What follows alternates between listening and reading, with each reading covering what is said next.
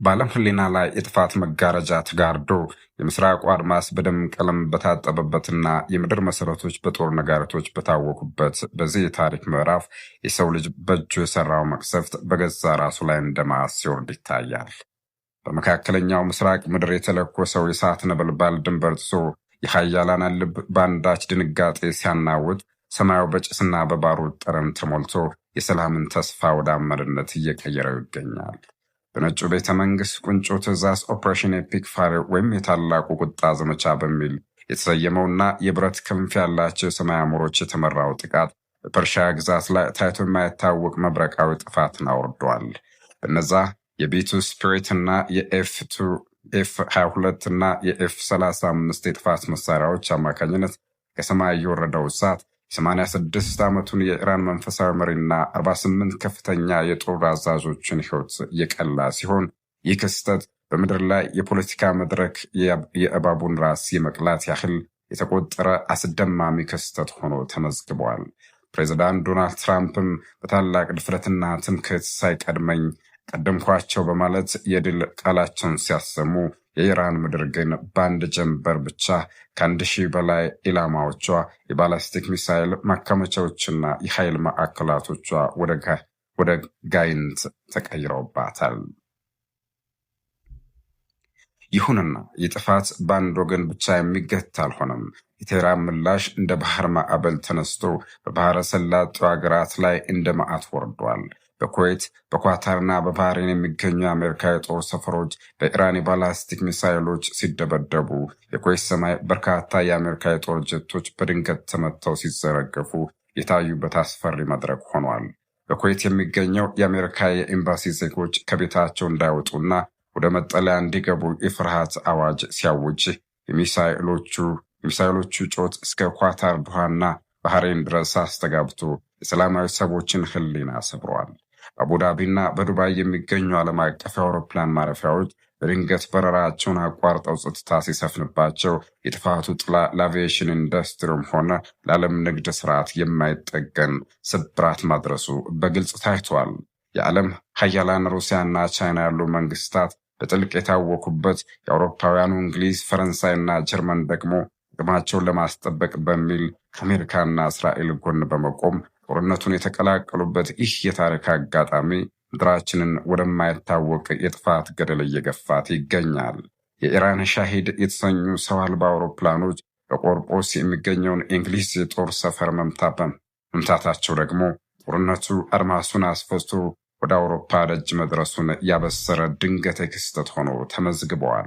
ሊባኖስም በሂዝቦላ አማካኝነት ይህን የጥፋት ጽዋ ስትጎበድ፣ እስራኤል በቤሩት ላይ በፈጸመችው የአየር ድብደባ የንጹሐን ደም እንደ ወንዝ ፈሷል። ዜጎችም ቀያቸውን ጥለው እንዲሸሹ የጥፋት ደወል ተደውሎባቸዋል።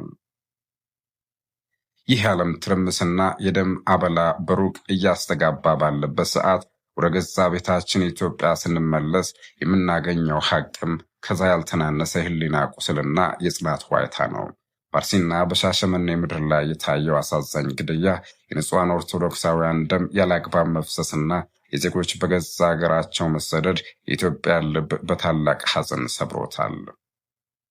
በአንድ ጀንበር 21 ንጹሐን፣ በማግስቱ ደግሞ 8 ንጹሐን በገፍ የተጨፈጨፉበት ይህ አጋጣሚ የሀገሪቱ መሪዎች ለባዕዳን ሀገራት ሐዘንና ርኅራኄ ሲገልጹ፣ ለገዛ ወገኖቻቸው ግን ጆሮ ዳባ ማለታቸውን ያሳያል።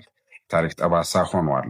የቀድሞ የሻሸመኔ ከንቲባ የነበረው ግለሰብ አሁን በአርሲ ዞን መዋቅር ውስጥ ተሰግስጎ በሚፈጸመው አድሏዊና ግፈኛ ተግባር የህዝብ ዋይታና ጩኸት ሰማይ የነካ ቢሆንም ፍትህ ግን ከደጃፋችን ርቃ በባዕድ ምድር ተቅበዝብዛ ትታያለች። ፍትህ በደጃፋችን ታረደች የሚለው የንጹሐን ጩኸት የአድዋን ድል በሚያከብር ትውልድ ሕሊና ውስጥ አንድ ትልቅ ጥያቄ ምልክት ተቀምጧል።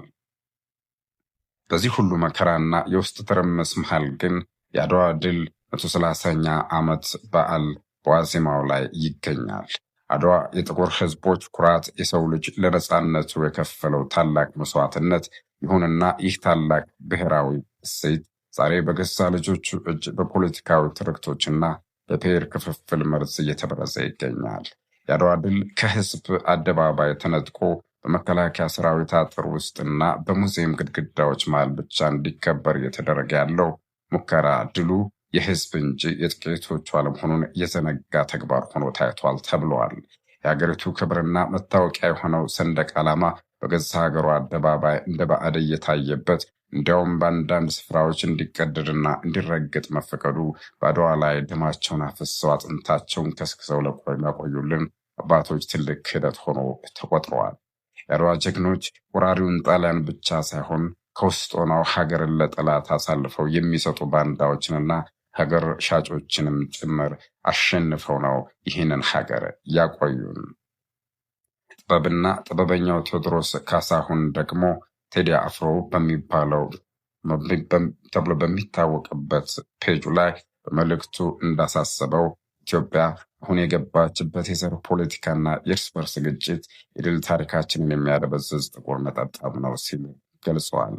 አድዋ የጽናትና የአንድነት መሰረት እንጂ የመከፋፈል ምክንያት ሊሆን አይገባም የሚለው ድምፁ ለታመመችው ሀገር የህሊና መድኃኒት ይሆን ዘንድ ረቂቅ ጥበብ ተለግሷል።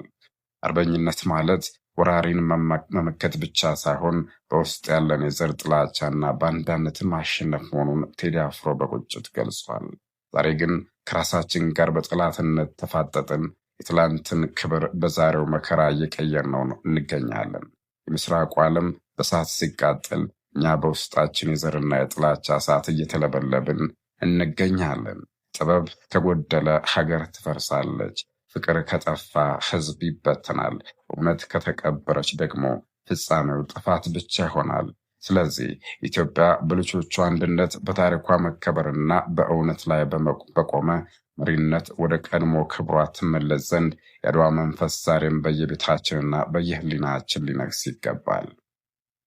ይህ ዘገባ የሚያስተላልፈው መልእክት አንድ ነው። ዓለም በጦርነት ብትታወክም እኛ ግን በውስጣዊ አንድነታችንና በታሪካዊ ክብራችን ጸንተን መቆም ይኖርብናል። አድዋ የትላንት ድል ብቻ ሳይሆን የዛሬም የጽናት ትምህርታችን ነውና። መልካም ጊዜ።